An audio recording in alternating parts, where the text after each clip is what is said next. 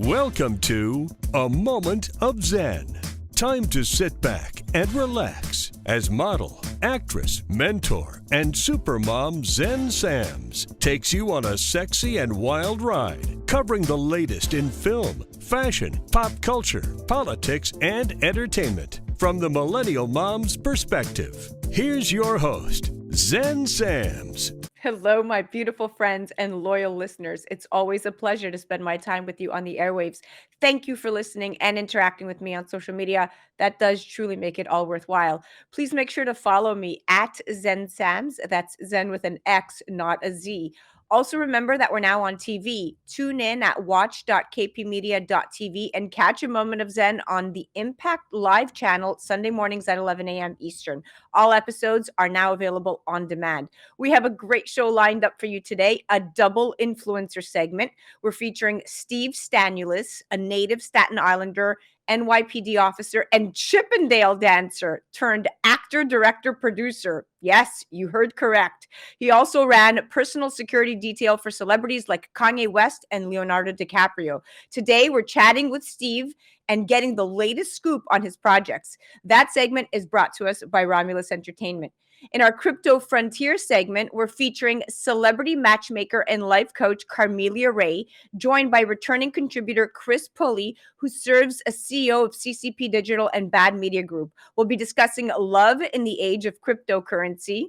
And in my Healthy Minutes, brought to you by Aikido Pharma, we're chatting with Ethan Zohn, a former professional soccer player and winner of CBS's Survivor Africa. He was on just a few weeks ago. Now winning Survivor Africa and co-founding Grassroots Soccer definitely put a different chapter into Ethan's life. He is a real life survivor. At that point, he was diagnosed not once, but twice with CD20 positive Hodgkin's lymphoma in the span of just several years. And Ethan is going to be sharing his tips and secrets on how he survived cancer. And we're going to send you off with a bang. In our Business and Buzz segment, we're going to be featuring returning contributor Kyle Wool. He's president of wealth management at Revere Securities. And we're chatting 2022 investment trends and all you need to look out for to see your bank account fatten up. You're listening to A Moment of Zen right here on 710 WOR, the voice of New York. We'll be right back with Steve Stanulis in our influencer segment. A Moment of Zen is brought to you by Caldwell Soames Incorporated, investing globally in transformative businesses like Original Digital Corporation, or ODC. ODC develops advanced consumer and commercial fintech solutions such as OG Pay, which will transform the way you manage your money. From sending and receiving money globally for free, paying for goods and services in person and online, pay bills, buy and sell digital currencies, all while earning interest. OG Pay is easy to set up, FDIC insured, and your information is secured. Check out ogpay.com. Welcome back, my beautiful friends. You're listening to A Moment of Zen right here on 710 WOR, the voice of New York. I am your host, Zen Sams. Now, up next in our influencer segment, we're featuring Steve Stanulis. He's a native Staten Islander, an entrepreneur and filmmaker who's been making a splash in the indie film industry. He's also an award-winning actor, a producer, a director, and founder of Stanulis Films. They produce movies as well as documentaries. Now, here's the interesting part. He began his career as a decorated NYPD officer and Chippendale Dancer. Yup, you heard me. And after an injury on the job, he worked security for A-list celebrities such as Leonardo DiCaprio and Kanye West. And in a twist of fate, propelling him into the entertainment industry. He then pursues an acting career working on films such as The Interpreter, I Now Pronounce You, Chuck and Larry, and on TV shows like The Sopranos and HBO's The Deuce. In 2019, he then creates Staniulis Films and directs a film called Fifth Borough, starring Tara Reid and James Russo. Coming up to 2021, Stanulis Films executive produces Monica, starring Emily Browning and Patricia Clarkson, which is getting early Oscar buzz. The film is due to be released this very year. Wow, what a journey. Honored to have you on, brother. I really haven't done much after hearing that. I feel like I got more to do. Yeah, we covered it all. Yeah, no, it's my absolute pleasure, and it's a pleasure to be here. Thank you for having me. You got it. You got it. Now, talk to me about the short film, Just Be Yourself, that you were recently cast in as an actor. It's a short film, for those of you that haven't heard about it, with an award-winning cast that focuses on emotional and mental health issues during the height of the pandemic, taking place in Staten Island. And go ahead and tell us about the plot. Sure. During COVID, as everybody knows, everybody was kind of locked down. So Renee Wood, who was the director, came up with this great idea, and she had some lemons. We all got lemons. She made it into lemonade.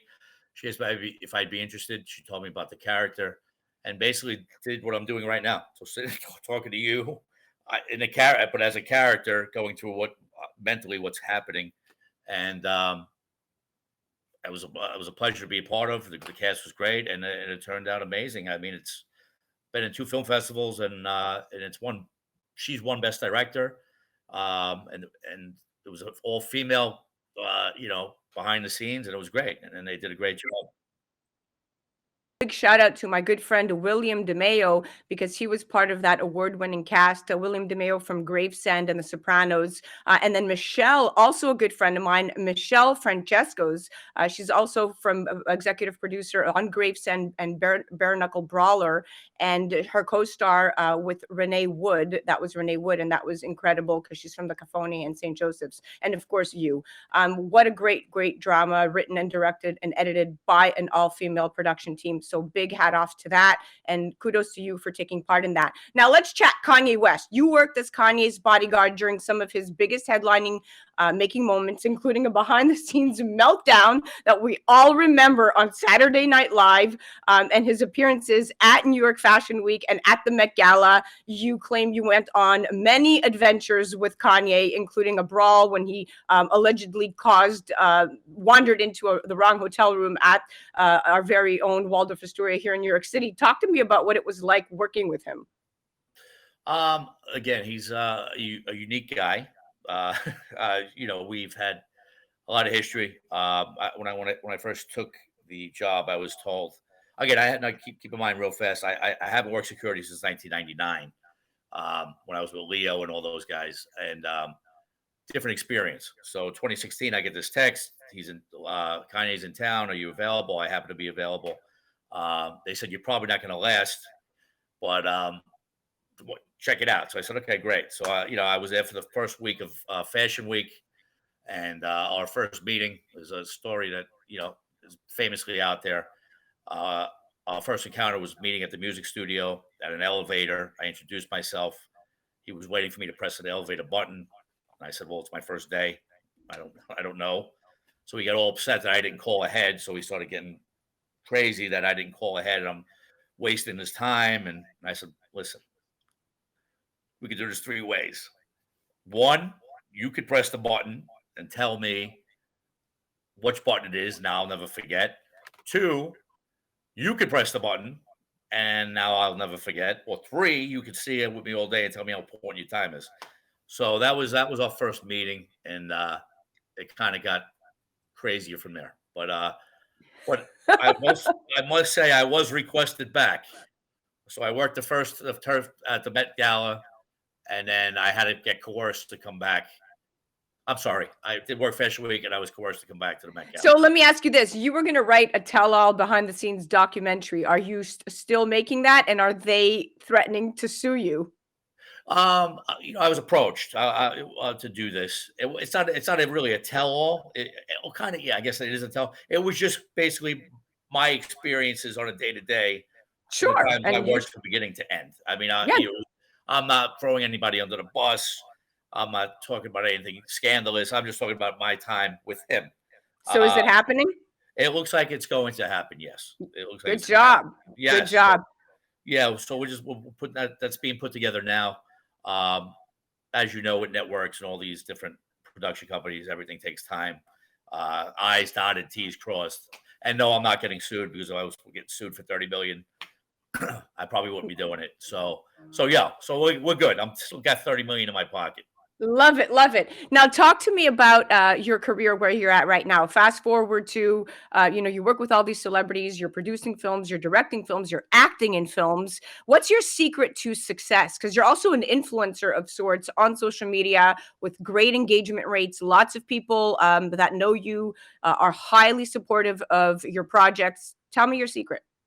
Sure. The secret is as you know, Zen, in this business, this is not an easy trick. Whether we're doing what you're doing right now or what I'm doing, uh, and again, it's never been easier. So my words of wisdom is just make yourself indispensable. I mean, when I was doing my Love. films, when I was back in '99 doing my films, I mean, it was either go to a theater or Blockbuster, or nothing. So, uh, you know, don't wait for your agent to call. Create work. It's never been easier. Don't wait Be for your own agent. You're be right. your And own you know agent.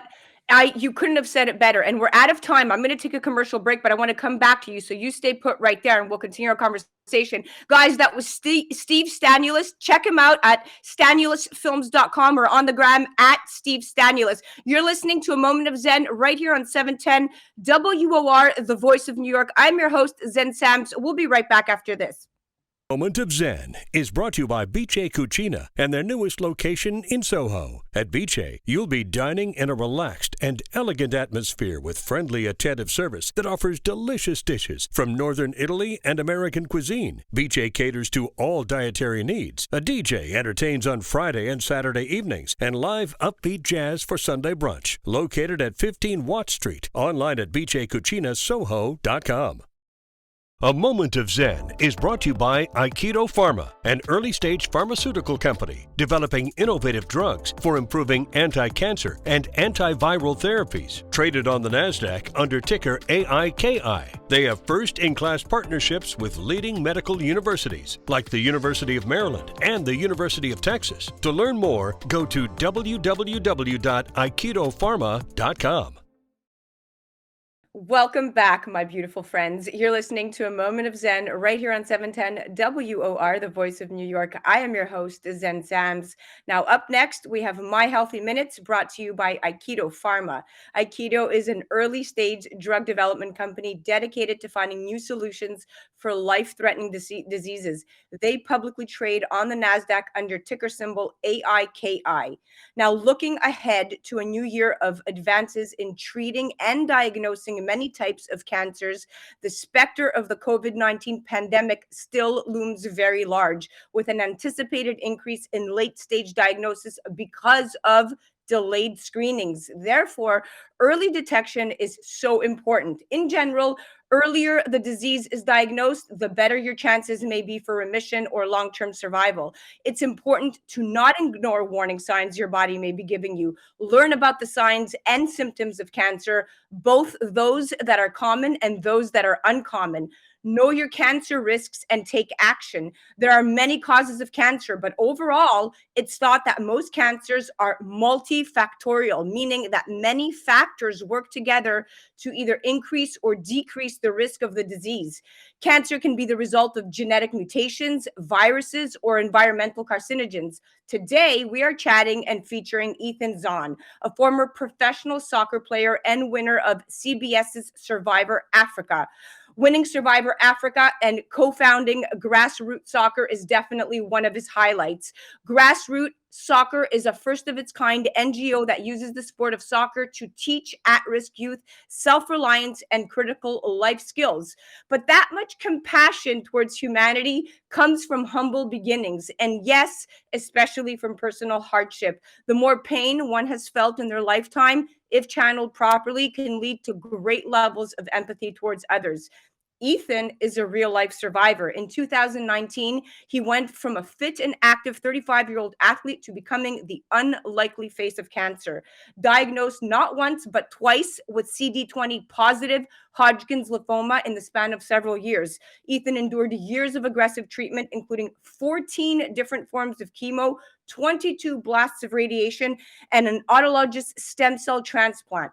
20 months later, the cancer returned. Almost out of options, Ethan was the recipient of an experimental new drug that got the cancer into remission, again allowing him to receive an allogeneic stem cell transplant using his older brother Lee as the stem cell donor. Now, Ethan has been in almost remission for 10 years, and today he's going to give us his tips and secrets on how he survived this aggressive cancer. Welcome to the show, superstar. Well, thank you for having me. I pretty much have nothing left to say after that wonderful introduction. So thank you. Oh, without a doubt, it's an honor to chat with you. Having you back on seems like I've gotten the best of you in the last couple of weeks. And a big thanks to Aikido Pharma for this feature and segment. Now, Ethan, tell us about the moment you found out when you had cancer and what the odds that you were facing were. Yeah, so my cancer diagnosis came after about 4 months of wondering what was going on inside my body. So I was a 35-year-old guy, happy, healthy. I was training for the New York City Marathon, and I had some really itchy skin, and I didn't really know what was going on. So I tried every pill, cream, potion, lotion known to man, and it wasn't until a swollen lymph node popped out of my neck, and they found a 6 centimeter by 12 centimeter mass in my chest. And then I was diagnosed with a rare form of blood cancer called CD20 positive Hodgkin's lymphoma. Trust me, I never heard of it either at the time. And so after that, like you said, I had to go through chemotherapy, stem cell transplants, and I'm happy to say that I've been in remission for about 10 years. Beautiful story, but it gets better from that point on. Now, talk to me about the experimental drug that allowed you to receive this allogeneic stem cell transplant using your brother Lee as the stem cell donor, essentially. Sure. Yeah. I mean, I just want to back up a little bit because when I was 14 years old, cancer came into my home and it took my father away from me. And so my only connection to cancer growing up was through my dad. And to me, cancer equaled death. And so now that I just turned 48 years old and my father passed away when he was 48 years old, I realized how young he really was. And so in 1989, cancer research, cancer technology, it just wasn't there yet. And, science wasn't able to save my dad in 1989, but science was able to save me. And so I'm a huge proponent of obviously cancer research and everything that everyone can do around raising funds, raising awareness to invest in cancer research. So for me, like I said, I had been through multiple rounds of chemotherapy, radiation, and an autologous stem cell transplant, which was great. Like they got the disease into remission. Everyone was happy. I went on to living my life in a pretty normal way, I guess you can say. And your brother Lee is very active in your life, I'm assuming? Yeah, my brother Lee, I'm the youngest of the 3 boys. I'm the baby. I got 2 older brothers, and Lee's the middle son. He's a chiropractor, soccer player as well. And so when I relapsed after my cancer, that's when things got a little bit scary because I was running out of options. I was scared, pissed off, afraid. I didn't want to die. And lucky for me, at that exact moment in time, just when I needed it the most, this new smart targeted therapy emerged on the market and was available for a select group of people in my exact situation. And so this drug got my disease into remission. So I was able to go on to get this second stem cell transplant using Lee as the donor.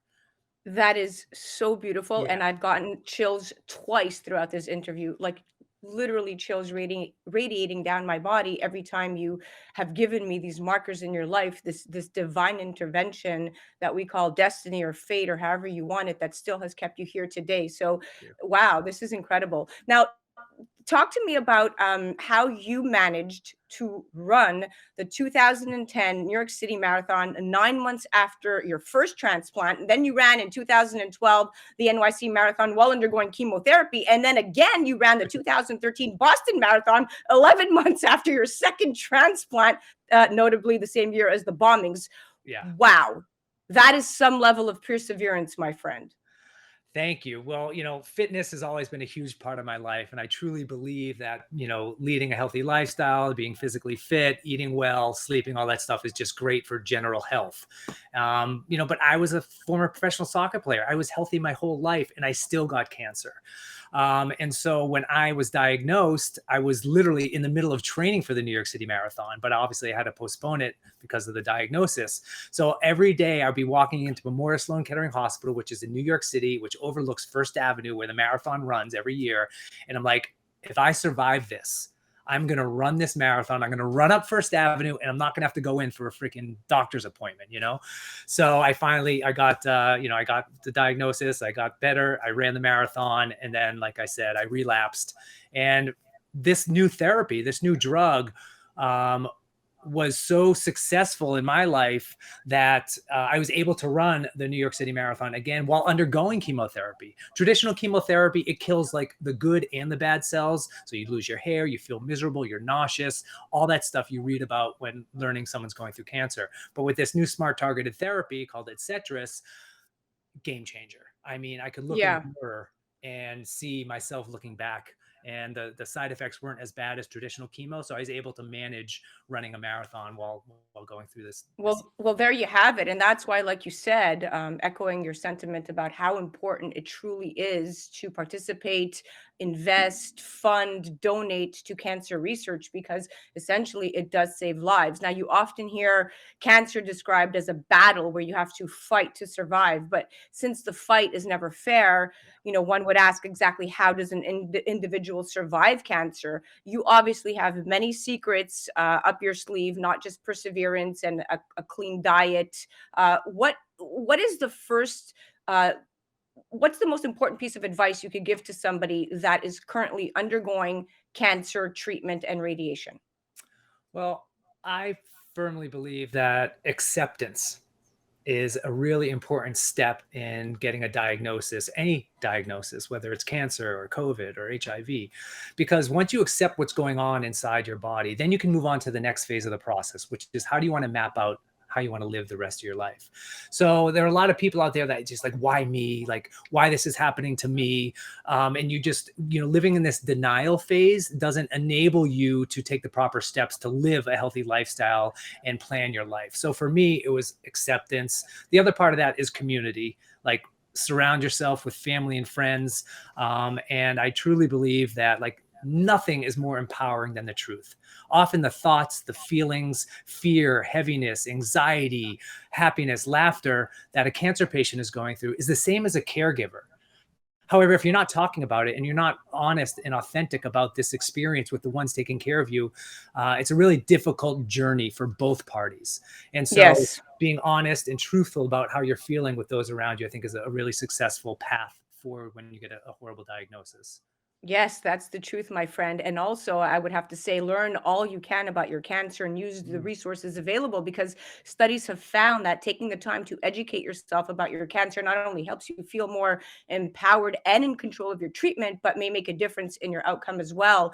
Exercise, eating well, managing other medical conditions at the same time. Most of us have heard about a good diet and exercising enough that we've almost become immune to discussing the impact of this. But a good diet and exercise not only help reduce the risk of getting cancer, but appear to improve survival in those who have been diagnosed. And I know for myself, eating clean, eating healthy, avoiding processed foods, going green, making sure that you're not, tapping into that processed high fructose corn syrup craze, all of that makes a big difference, right? Would you not agree? That's critical. I totally agree. Yeah. And you mentioned the word control, which is really interesting. Like getting a diagnosis like cancer is a really uncontrollable feeling. There's something going on inside your body that you really don't know what to do about it. And when a doctor tells you to do something, you pretty much do it. It's easy. There's no choice. It's not hard to necessarily go through cancer. But for me, it was, how do I gain control back over my life? And that exactly what you said, it's eating well, it's sleeping well, it's exercising, it's some alternative therapies like meditation, visualization boards, Reiki, chiropractor. All these are ways to gain some control over your own health while going through this horrible situation. And so I think that's a really important point that you made. Yeah, absolutely. Listen, I'd love to have you come back on talking about more positive stuff. You are quite the motivational speaker, my friend. You're quite the example. And I thank you for coming on and chatting with us today. Thank you so much for having me. Guys, you definitely have to check out Ethan Zohn. Go to his website, EZOHN.com, or check him out on the gram at Ethan Zohn. That was one of the highlights of my week, chatting with my dear friend again. You're listening to A Moment of Zen right here on 710 WOR, the voice of New York. We'll be right back after this. This segment was brought to us by Aikido Pharma. A Moment of Zen is brought to you by Aikido Pharma, an early-stage pharmaceutical company developing innovative drugs for improving anti-cancer and antiviral therapies. Traded on the NASDAQ under ticker AIKI. They have first-in-class partnerships with leading medical universities like the University of Maryland and the University of Texas. To learn more, go to www.aikidopharma.com. Welcome back, my beautiful friends. You're listening to A Moment of Zen right here on 710 WOR, the voice of New York. I am your host, Zen Sams. Now, up next in our Business and Buzz segment, we have returning contributor Kyle Wool. He's president of wealth management at Revere Securities. And today we're chatting about why wealthy investors want to own a little less of everything bubble and 2022 investment trends to watch out for. Now, while the market is in an everything bubble, wealthy Americans are headed into this year saying they don't really want much more of really anything, with millionaires anticipating higher interest rates and tax rates in this year. 41% of millionaires say the economy will get stronger next year versus 35% who say it will weaken. Now, 52% of millionaires, that's over half, expect the S&P 500 to finish this year with a gain of 5% or more. But overall, the survey of wealthy Americans finds little appetite for more risk within investment portfolios. So the percentage of millionaires who say they will be increasing investment actually declined across every single asset class, including equities, investment real estate, alternative investments, international investments, and even precious metals. So what happens next if investors are reluctant to take on more risk, but also can't or don't want to get out of the market? And that's an interesting question. It's clear that the market is high and people are nervous, but none of them seem to be at the point of getting out. So one would ask, should you rotate out of stocks into bonds and funds? Are cryptocurrency investments worth the volatility? What are the dominant themes for investing in 2022? Well, I'm not the expert, but Kyle Wool is, and here to break it all down for us, he is back. Welcome back, Mr. Wool. Thank you, Zen. Glad to be here. So, Kyle, it seems like the bottom line here, from a pulling the trigger perspective, is mitigating risk when it comes to investments, and taking risk off the table doesn't have to mean major shifts in an overall portfolio asset allocation plan. And I've actually learned that from you from past business and buzz segments, that taking risk off the table really only has to mean going from like a 90% equity, 10 fixed income split to 80-20, say. So in other words, downshifting from uber aggressive to just aggressive is really all you need. What strategies are you recommending to your clients these days based on the current state of the market? Well, we're seeing a major rotation in the equity markets. You've had the technology market, the healthcare market, and the communications and consumer discretionary market leading, being up 25, 30, 40% for the last few years, with companies like Apple, Amazon, Tesla, Moderna, and Pfizer. And I think a lot of people are saying, okay, some of these stocks, they're great, but you can't continue to be up 50, 60, 70% the way they have been year over year. So you're starting to see some profit taking, especially at the end of December. We saw a lot of profit taking for people taking some losses against gains. And I think you're seeing a lot of rotation going into more traditional stocks that'll benefit from a higher interest rate environment. You're starting to see companies like Morgan Stanley and Goldman Sachs and Wells Fargo start to outperform against their tech peers. You're seeing money go into some of these commodity companies because as interest rates go higher, commodity companies and builders will typically do better. So I think right now you're just seeing a bigger rotation. Whether this continues or not, I think is very interest rate dependent, but I do think that rotation has begun and it's going to last for at least the next quarter or two. That you talk about rotation, because that it makes total sense. In fact, look, the S&P 500 rose by almost 27% in 2021, yet the coming year presents a confusing landscape, really, because inflation is on the rise. You have new COVID variants that have emerged, and then the Federal Reserve is expected to raise these interest rates in the coming year. But the past 3 years have been the best period of the stock market since 1999, really, despite the COVID disruption. And we're in an environment where interest rates are rising and specific sectors sectors take the lead. For example, for young investors who may have followed the herd into tech stocks, this means it might be time to diversify their money into other sectors, right? So the clean energy transition also offers several investment opportunities. But at Revere, you're at the forefront of this transition with plenty of structured investment opportunities and strategies. ETFs, right? Exchange traded funds were another asset class that had a banner year in 2021. Talk to me about some of the details that you look for when investing in ETFs. See, ETF's a great vehicle, right? You can have very conservative ETFs that are diversified, like SPY, which is the oldest ETF on Wall Street, which is State Street's Spider, SPY, which just basically looks at the S&P 500. It's market weighted, and then you have other unique products like Revere has, what we call our SPY, our SPY, which we overweight not to what we think has done the best in the last 12 months, but what we think will outperform over the next 12 months. And our ETF's actually done quite well against the S&P over the last few months. Now, you can also get very specific in an ETF as well, where you can buy a basket of AI stocks. You can buy a basket of environmentally friendly stocks. You can buy a basket of stocks that will not invest in guns and tobacco.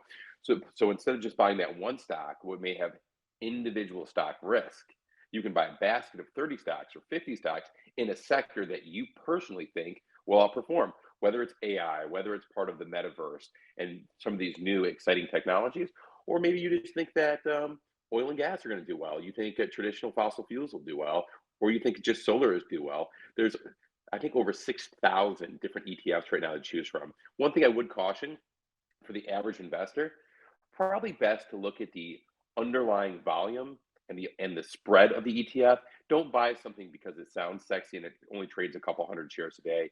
You want something that's liquid, that has a tight bid-ask spread so you can get in and get out when you need, and be very, very careful of double and triple leverage ETFs, because those only really mimic the market for that trading day and they decouple every day afterward. I think these are things the average investor needs to understand. Honestly, at Revere Securities, you do such a thorough job at looking under the hood, really. So, I trust what you say, but also to tack on to all of the ETF crypto, all the ETF craze. Really, by the end of 2021, ETFs had received more than 900 billion in inflows. So that's definitely a signal in the market.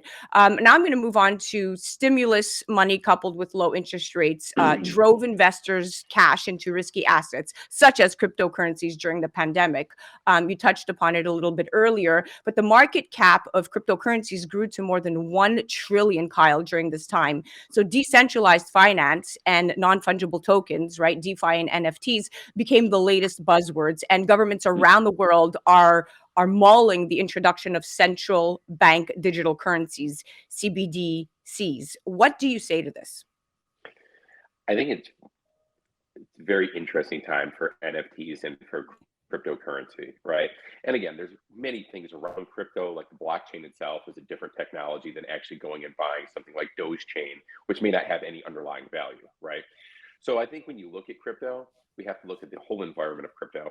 And I think when we look at these NFTs, I like the idea of the NFT. I think it's got a broad-based ideology, but there's so many coming to market. It's very, very difficult right now to know which ones actually have a real life application and which ones don't. I do think, though, if you look at certain companies, I'm not here to recommend individual companies, but ones that have traditional content like Playboy or Topps playing cards, they may be able to really do well in the NFT market because they have that traditional content that people have an interest in. When someone's just talking about a new NFT gaming company, I think you got to be a little careful and really understand who the board management is, who the CEO is, what the real business plan is. But I do think it's the Wild West out there. I do think crypto has a great application, but I do think it's going to have a lot of headwinds when you're talking about countries like China and India, and even places like South Korea, Taiwan, and Japan that do not let you just move your money out of their country. So I think that's something we have to pay very close attention to, because if you have someone like China and India shut down the crypto, that's more than half of the world's population. Right. Well, you know what? Interestingly enough, our very next segment right after Business and Buzz happens to be the Crypto Frontier segment with Chris Pulley, and he's coming in with an NFT pioneer, and we're going to be chatting exactly this. So I'm glad that you're kind of opening the little gateway here in particularly this episode. Now, moving on from that cryptocurrency kind of talk, I'll move into something a little bit more specific to the market, right? So now we're approximately 13 years into a bull market run, really. And after a big pickup in volatility last year that was resolved with government stimulus and the Fed printing, money that was endless, it seems or feels like there is limited room to move up. So maybe you take your foot off the pedal here? Fill us in. I mean, over time, the markets go higher, right? You're always going to have different periods in the markets where interest rates are going up, interest rates are going down. Interest rates, even if they go up from here 100%, they're still well below the historic average. Let's say the historic average is probably around 3.5 to 4.5%, right? That's where the 10 years should be historically. We're still way below that. So even if rates move up, I honestly think it's healthy. I think short-term traders like hedge funds get all in front of it and you get this quick volatility. But if we can actually have a little bit of healthy inflation, not this hyperinflation that's happening because of the printing of all the money that we've done, I think it's good for the market. I think if we can have the 10-year around 3%, I think we can have sustainable growth going forward. I would not panic that the market's going to fall apart. I don't think we're going to have to hike interest rates to 18% like Chairman Paul Volcker did in 1979. So I wouldn't get too nervous. I wouldn't read the headlines every single day. I do think, as Warren Buffett said, if you buy great companies, you'll do well over time. And Buffett did very well buying Apple. He did very well buying American Express, Coca-Cola. So if you own great names that you like, that are paying you a dividend, that you think have great potential for growth, I wouldn't panic and sell those companies. If you have made a lot of money in things like Bitcoin or Ethereum or some of these small cap tech stocks like Riot Blockchain, maybe take some money off the table. Yeah. I think we will see volatility. Yeah, I agree. And you know what? Inflation at the end of the day is not an immediate threat for the wealthy, really. If you're worth $10 million and you're living off of $200,000 a year, even if there's 6% inflation, the inflation won't change your lifestyle. I mean, for the wealthy, the inflation anxiety is not equal to the legitimate concern for the less fortunate in society that have about food budgets and buying a new car, right? But there's no getting away from the fact that inflation can, in fact, erode the value of their assets, meaning the super rich, and assets went up more than inflation this year. So more than it was eroding. But by next year, it could be a double whammy where inflation is growing and the market is flat.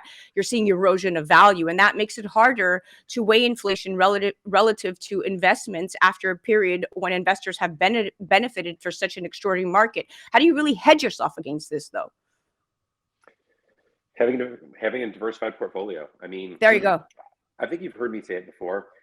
Great wealth is created through great concentration, but great wealth is preserved through great diversification. So if you rebalance your portfolio, like what RSPY does, tech was up, communications was up, healthcare was up.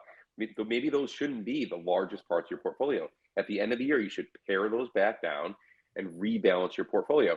Typically, what was best the last couple of years will be worse for the next couple of years. If you look at those old traditional charts, you'll say tech, and you'll see things like financials move up as interest rates go up. That's why keeping a balanced portfolio and not getting over concentrated with your conservative money is very important. It's very important. Yeah. Well, listen, Kyle, it was very enlightening talking to you. You definitely set the tone here for our listeners for sound advice when it comes to investing and fattening up our bank accounts. So thank you so much. It was a pleasure chatting with you again. Thanks, Ann. Always a pleasure to be on. Thank you. Absolutely, guys. You have to check out Kyle Wool. He's president of wealth management at Revere Securities. Head to the website and check them out, reveresecurities.com, or you can also check them out on social media. They're all over the place. This is Zen Sam's. That was Business and Buzz, brought to us by Revere Securities. You're listening to A Moment of Zen right here on 710 WOR, the voice of New York. We'll be right back after this.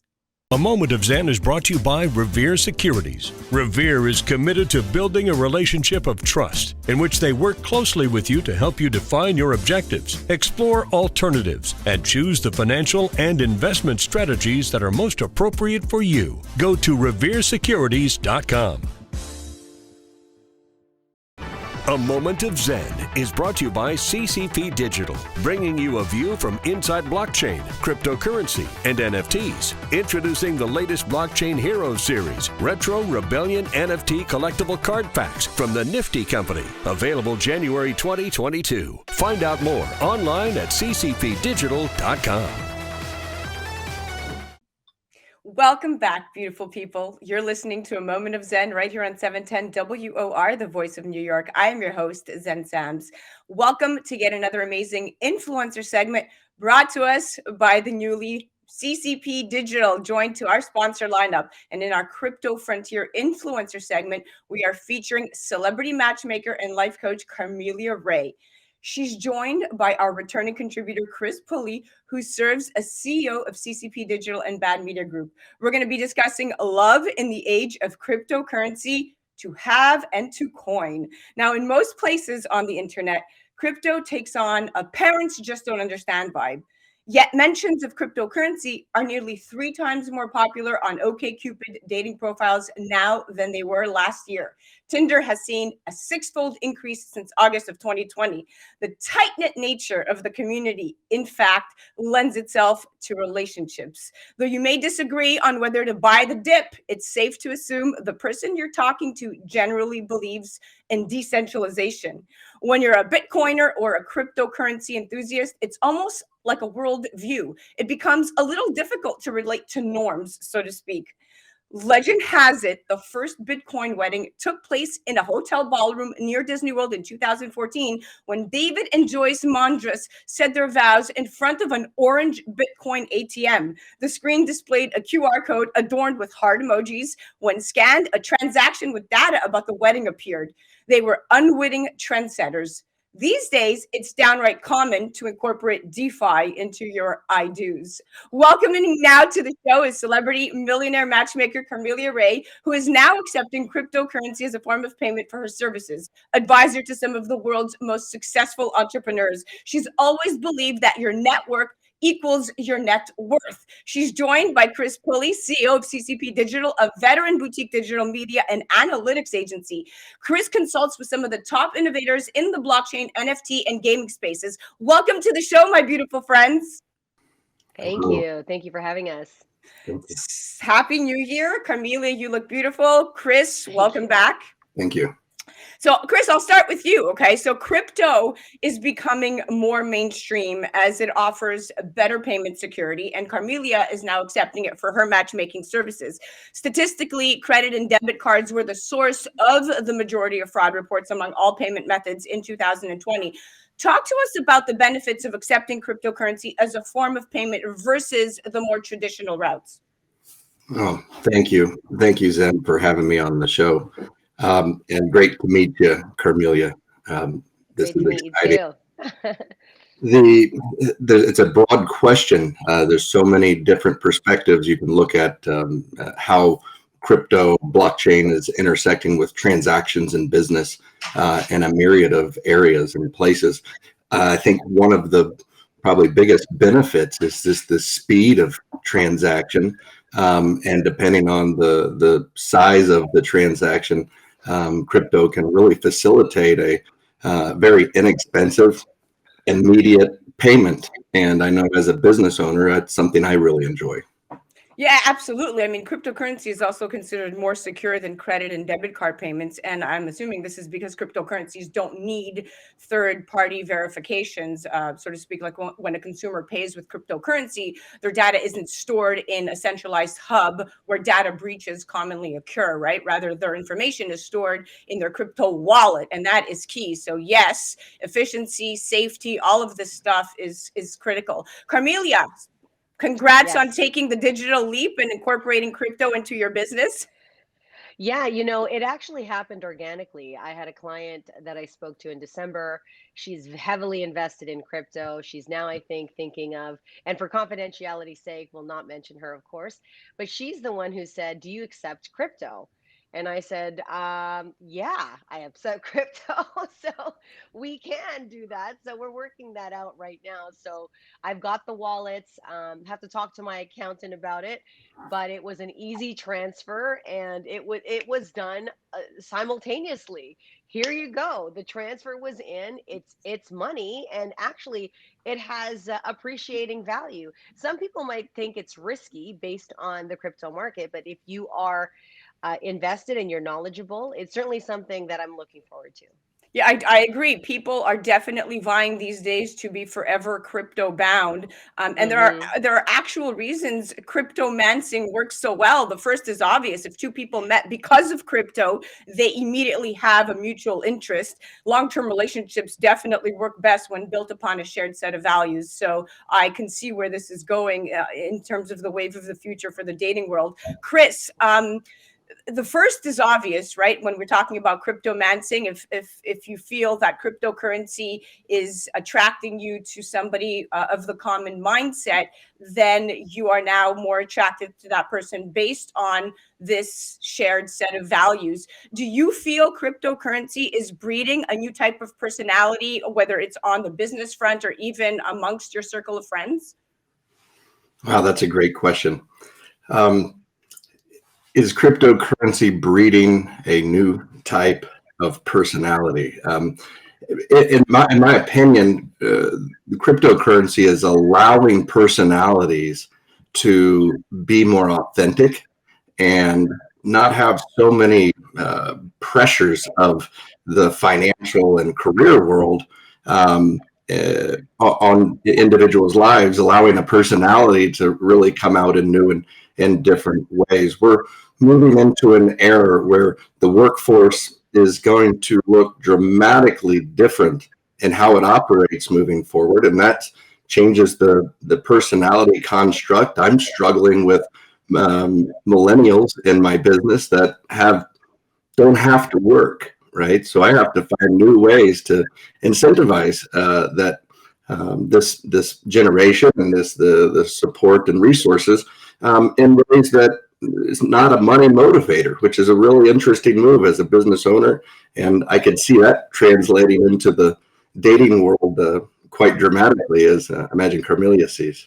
Absolutely. And Carmelia, you know that this is going to bring me into the next question. I mean, discovering core relationship values can be hard when money is treated as a taboo subject. And according to a 2019 SunTrust survey, only half of couples talk about money before getting married. Now, crypto couples, however, buck that trend. Even if they're just debating the merits of cryptocurrency, they're still having financial conversations, and that puts them way ahead of the game. Why do you feel the crypto types are more open about money with each other, and how important is this? Well, it's so funny because a study was taken. Dr. Terry Orbrick did a study, long-term study about 300 couples that have been married. And one of the five key life values is having compatibility with finances. When you are not compatible in your financial decisions, that will ultimately lead to breakdown and divorce, right? Chris is agreeing with me here. And when it comes to crypto is so new for so many people. I mean, it's new to me. For the OGs in crypto, it's not new to them.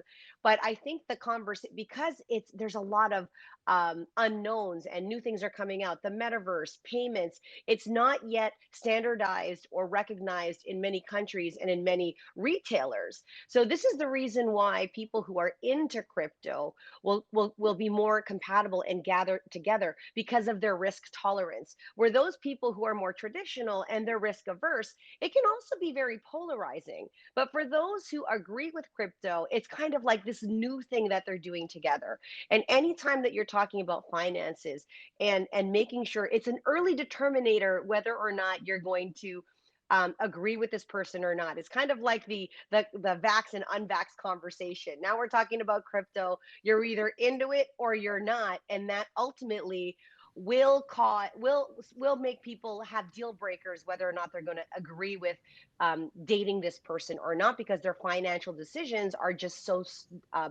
opposite. Yeah, I agree. This is definitely a very specific type of personality, and that you're kind of sharing these core values and beliefs, like you said, whether you're risk takers, whether you're Hmm. planning, whether you walk through the motions together, but it's like-minded individuals. Chris, this is a very interesting question because it's, the how the immersive virtual world known as the metaverse, which few of us really understand, will change the traditional wedding is at the moment anyone's guess, right? And because of COVID-19 pandemic, technology is already being incorporated into ceremonies now more than ever. I mean, Zoom weddings have taken place, and some in-person ceremonies now feature live stream components for guests who can't be there. So there's really no limitations. There's a company out there called All Seated, which creates digital planning tools for weddings, and they're investing in the metaverse by creating virtual versions of real world events like the Plaza Hotel in New York. Can you talk to me about how one would go about the cost of, how do you go about determining the cost of holding a wedding in the metaverse? Is there an engineer building out an MGM ballroom versus, in front of the ocean? Talk to me about the metaverse and creating your dream wedding there. How would you start? Well, that's an interesting question. I guess the dream wedding would be up to the individuals that are having it. So as we're talking about grand ballrooms and such, I'm not sure that's going to really be leading the metaverse weddings as much as proposing and getting married at a 10,000 person esports event. Or buying the ability to propose on screen while everybody's attending an event it seems more likely with the generation that we have at hand. And getting married on Mars might be more interesting than getting married at the Grand Hotel, so to speak. So I think we're just heading into an era where the next generation is going to dictate what they're interested in and what they're passionate about.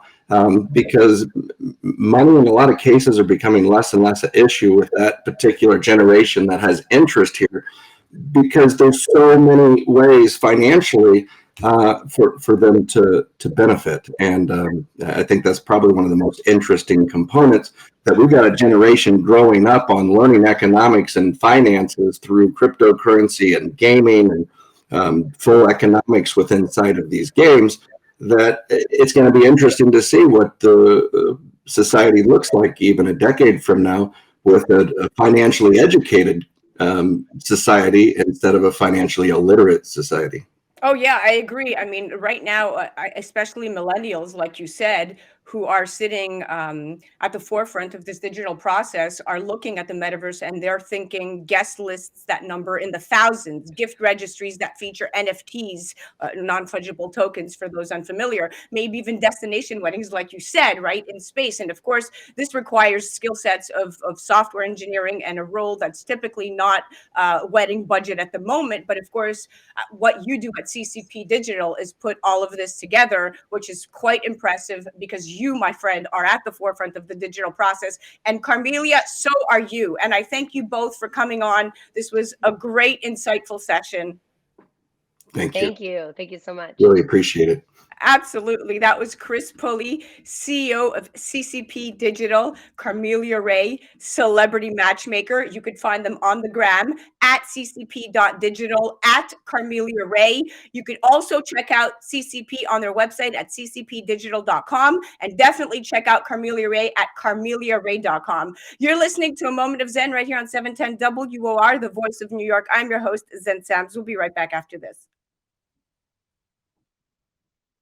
A Moment of Zen is brought to you by CCP Digital, bringing you a view from inside blockchain, cryptocurrency, and NFTs. Introducing the latest Blockchain Heroes series, Retro Rebellion NFT collectible card packs from the Nifty Company. Available January 2022. Find out more online at ccpdigital.com. A Moment of Zen is brought to you by Revere Securities. Revere is committed to building a relationship of trust in which they work closely with you to help you define your objectives, explore alternatives, and choose the financial and investment strategies that are most appropriate for you. Go to reveresecurities.com. We are at the end of our date, my dear friends. Remember to join me right here on 710 WR, the voice of New York, every Saturday night from 9 to 10 p.m. or go to 710wr.iheart.com/A Moment of Zen. Remember, we're now on TV. Download the KP Media TV app on Roku, Amazon Fire, or Apple TV. You can also tune in at watch.kpmedia.tv and catch a Moment of Zen on the Impact Live channel Sunday at 11 a.m. Eastern. That's every Sunday. All episodes are also now available on demand. Thank you for listening. It's been an absolute pleasure being your host. Remember, next week to tune back in at 9 p.m. We have amazing guests lined up. Influencer Susanna Demouni is coming back on, and she's joined by beauty innovator and creator of Westmore Beauty, Mackenzie Westmore. In Tempest's My Digital World, we're featuring Robert Edward Grant and Michael Ashley of Michael Ashley Publishing. We're chatting data sovereignty and decentralization and the need to suppress technocracy. Also, very excited to chat with one of Virgin Galactic's founding astronauts, returning contributor Pierre Wimmer. In our Fly Me to the Moon segment, we're chatting aliens and space tourism. And of course, in our Crypto Frontier segment, we are featuring Chris Pulley, CEO of CCP Digital, and he's stopping by with industry pioneer Joel Comm. He's co-host of Bad Crypto Podcast, The Nifty Company, and we're going to be discussing the future of NFTs. Thanks again to all of our sponsors.